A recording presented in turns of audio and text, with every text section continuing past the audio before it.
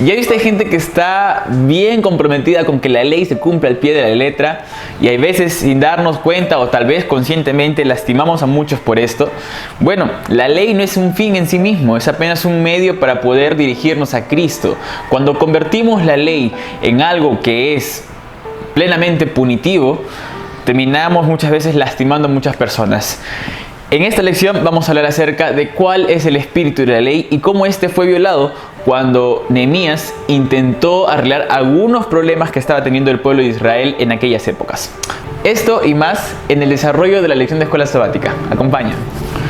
No te olvides de seguirnos en todas nuestras redes sociales. Abajo ahí está el Instagram, está el grupo de WhatsApp para que te unas, para que puedas estar allí, para que puedas invitar a tus amigos y recibas también el resumen de la lección de escuela sabática que está disponible solamente en Instagram.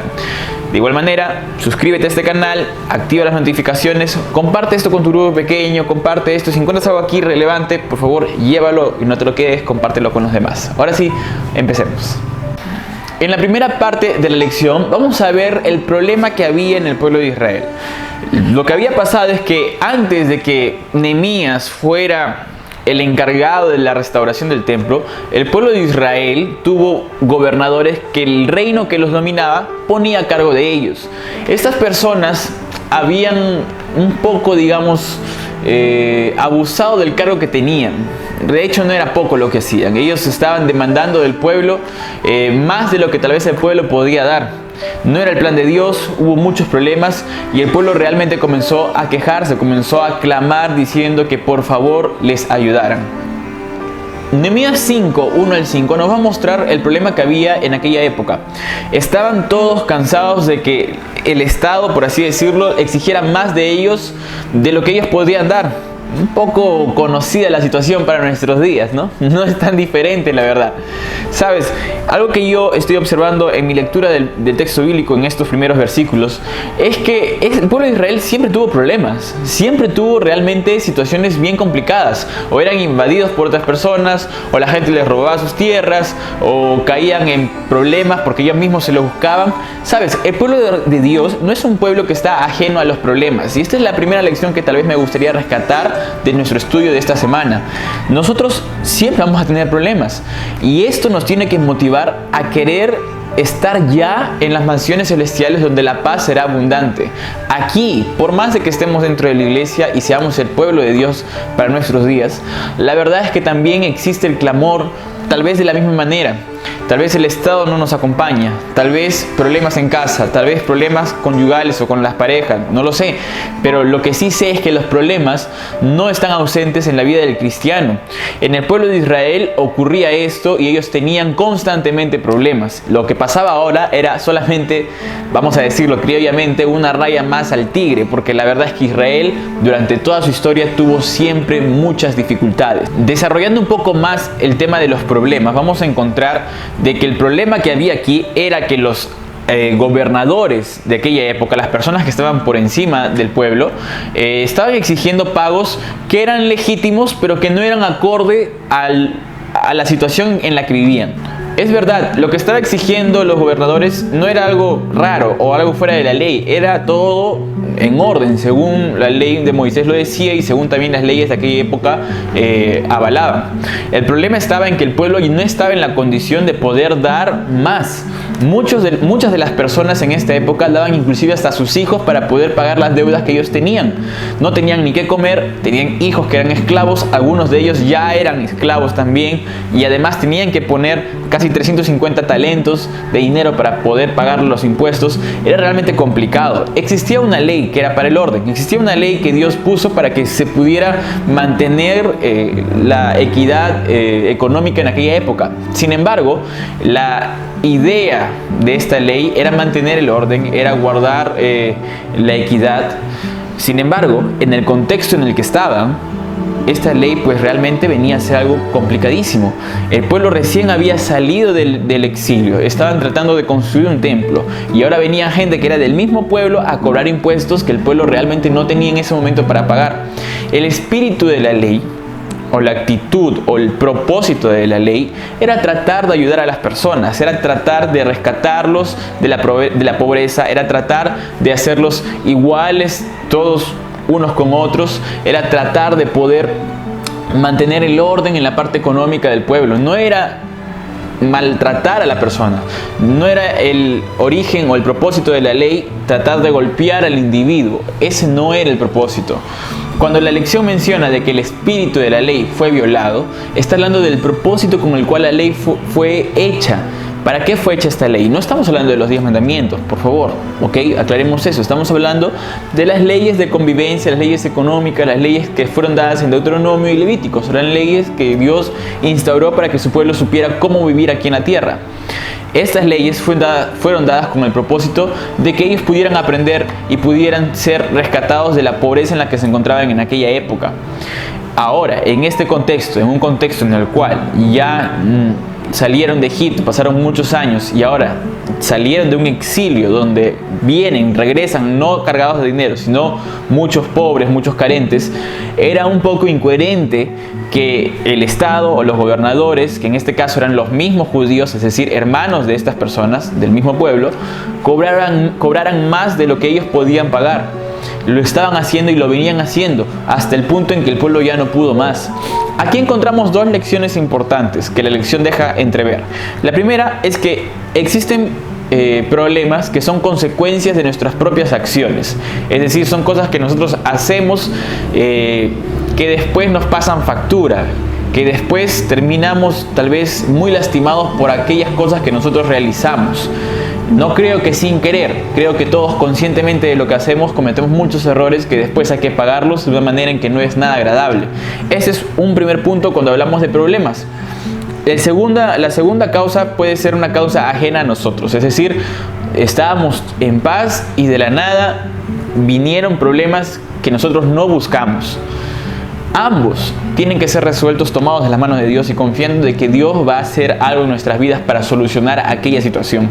En este caso, el pueblo de Israel sufrió bastante, pero estaba ahí Nehemías. Y Nehemías pudo resolver esta situación realmente complicada. Otro punto importante a notar en esta primera parte es que la Biblia no es indiferente a los problemas. Sabes, muchos hoy pensamos de que nuestros problemas son solo nuestros y que nadie más los tiene y que tal vez somos los únicos que pasan por la misma situación. La Biblia muestra de que tu problema es escuchado, de que tu angustia es vista, de que Dios sufre también contigo. Llora cuando tú lloras y se lastima cuando te lastiman o cuando tú mismo te lastimas. En la segunda parte vamos a encontrar ahora cómo es que Nehemías resuelve este problema. Yo quiero mencionar algo bien puntual que realmente a mí me gusta muchísimo, que es que Nehemías tiene un estilo de escritura completamente diferente al de Esdras. Y yo quiero que noten esto. Nehemías escribe su libro como si fuera un diario. Lo escribe de manera muy personal. Eso a mí me encanta porque en Esdras no es así. Esdras lo escribe de manera un poco más académica, impersonal, no poniéndose dentro del texto, sino más bien tratando de dar un reporte de las cosas que acontecían. En el caso de Nehemías no es así. Nehemías se involucra en el texto, se involucra en la historia y él se pone dentro de manera que nosotros podamos sentir empatía con lo que él vivía en el momento.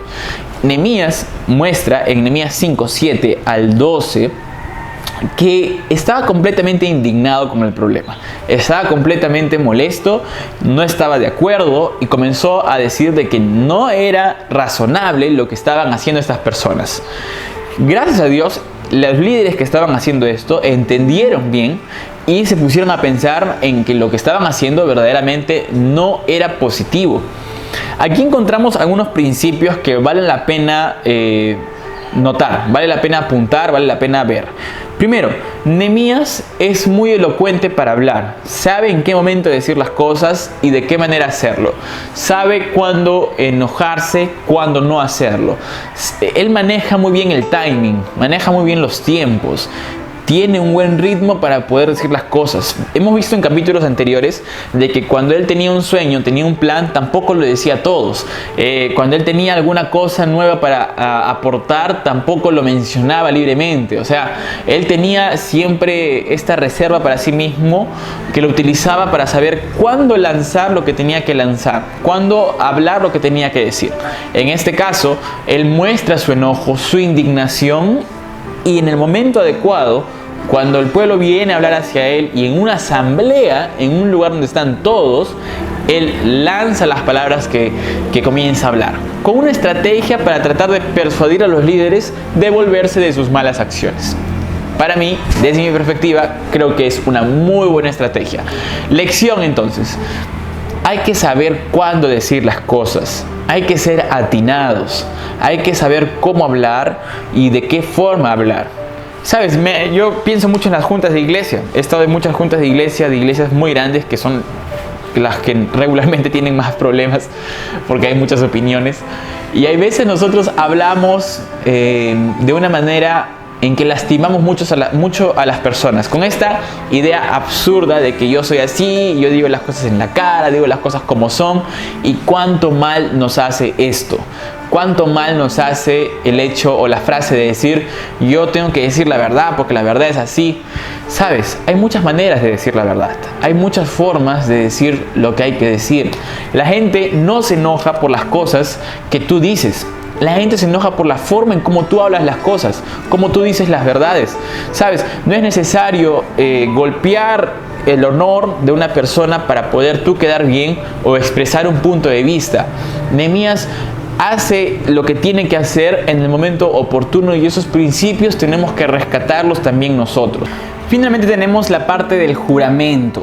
Esta es una parte un poco... creo que ha chocado con algunas fibras que teníamos durante mucho tiempo, porque siempre decimos nosotros que no se jura, que no es bueno jurar. De hecho, Jesús reafirma esta posición y dice que nosotros deberíamos ser gente de decir sí, sí y no, y no andar jurando cosas que tal vez después vamos a dejar de cumplir o fallar.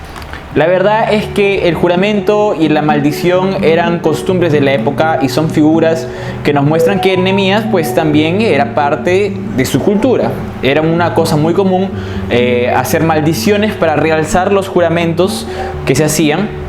Es decir, maldecir a la gente, o entre comillas maldecir a las personas que no cumplirían sus promesas. Era una costumbre, era una forma de hablar de la época. Al mismo tiempo era una forma también de darle realce a ese juramento que se había hecho. Y los juramentos, claro, también se hacían. En aquella época eran bastante comunes y la gente incurría bastante en esto. Más adelante Jesús dice que no es tan adecuado porque al final caemos siempre en el error de a veces no cumplir nuestras promesas. Nehemías capítulo 5, 12 y 13 van a tocar precisamente estos puntos y hay que tener claro lo siguiente. Nosotros podemos jurar, podemos prometer cosas, ¿ok? Pero el punto no está, el foco no debería estar tanto en el juramento, el foco debería estar más en qué viene a partir de eso. Es decir, si nosotros nos comprometemos a algo, debemos acabarlo de principio a fin. Debemos estar allí completamente involucrados para no caer en el error de poder decir algo que al final no vamos a lograr. Si es que no tenemos certeza de que lo vamos a alcanzar, avanzar por fe, pero finalmente cumplirlo. Cumplir aquello que nosotros decimos o aquello que nosotros prometemos. Son cosas sumamente importantes que dan un muy buen testimonio de las personas que siguen a Cristo. Seguir el ejemplo de Nehemías es fundamental. Estar tras sus pisadas y ver cómo era un líder que se manejaba muy bien, que tenía muy bien marcados los tiempos en los cuales él iba a opinar o hablar. Creo que es un ejemplo a seguir. Ver la forma en cómo resolvía los problemas también creo que debe ser aplicado en nuestra vida, debe ser aplicado también en nuestra iglesia, debe ser aplicado en nuestro grupo pequeño. Pienso que si seguimos estos ejemplos vamos a poder tener mucho más criterio para hacer mejor las cosas. Muy bien, Paco, ven aquí. Paco y yo ya nos vamos. Que el Señor te bendiga, que hayas podido estudiar tu lección de escuela sabática, que puedas tomar ejemplo de Nehemías, que entiendas que el espíritu de la ley es simplemente ayudar a las personas, tratar de rescatarlas de donde están y no golpear, no ser punitivo, no tratar de generar conflicto a raíz de eso. Que el Señor te bendiga, un fuerte abrazo y nos vemos en la próxima. Chao, chao.